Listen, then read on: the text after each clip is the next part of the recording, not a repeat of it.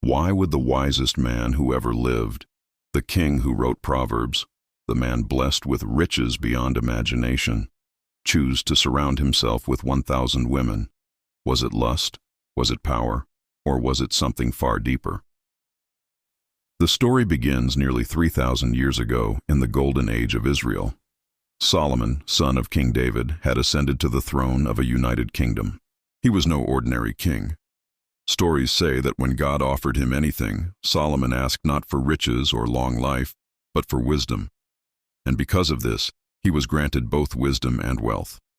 Under his reign, Israel was at its peak. Jerusalem glittered with gold, the great temple stood at the center of the city, and merchants from Arabia, Egypt, and Phoenicia lined its streets. Silver was said to be as common as stones, but Solomon wasn't just a king of Israel. He was a ruler in a world where every neighbor was a potential enemy. Egypt to the south, Phoenicia to the north, Moab and Ammon to the east. To survive, Solomon needed more than wisdom. He needed alliances.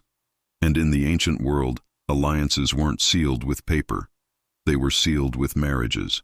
Every princess Solomon married meant peace with her people. Moabite princesses brought safety from Moab. Sidonian wives opened up Phoenician trade routes, his most famous union. Pharaoh's daughter. Egypt rarely gave royal daughters in marriage, but Solomon received one. That single marriage was more powerful than a signed treaty. It was living proof of Israel's growing influence. But with every bride came more than just peace. Each woman carried her gods, her traditions, her altars. The Sidonian wives worshipped Ashtoreth, goddess of fertility and war. The Moabite princesses honored Chemosh. The Ammonite women bowed to Molech, a god associated with fire sacrifices. Soon, Jerusalem, the city of the living God, was filled with foreign shrines. Incense rose not only to Yahweh, but to deities Israel had been commanded to reject. And here's the twist. Solomon, the wisest man alive, allowed it. He built altars for them. He stood by them. He even joined them. This is where the conflict sharpens. The king who once delivered divine judgments, remember the two women who claimed the same baby, was now blinded by love, desire, and politics. Imagine the whispers in Jerusalem. Has the king abandoned his God? Will Israel's protector still defend us? The nation grew uneasy. On the outside, Solomon's kingdom looked untouchable. Armies, wealth, alliances. But inside, cracks were forming. The harem, once a symbol of strength, became a symbol of excess and distraction. The man who could command ships, mines, and armies could not command his own heart, and the Bible paints it clearly. As Solomon grew old, his wives turned his heart after other gods.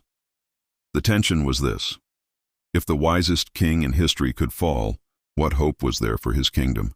So why did Solomon have 1,000 women? It was politics. Every marriage sealed an alliance. It was power. A harem of that size was proof of unimaginable wealth. It was prestige, a king greater than his rivals, with women from every land. And yes, it was desire, the human weakness even wisdom could not conquer. But in the end, those very marriages became his undoing.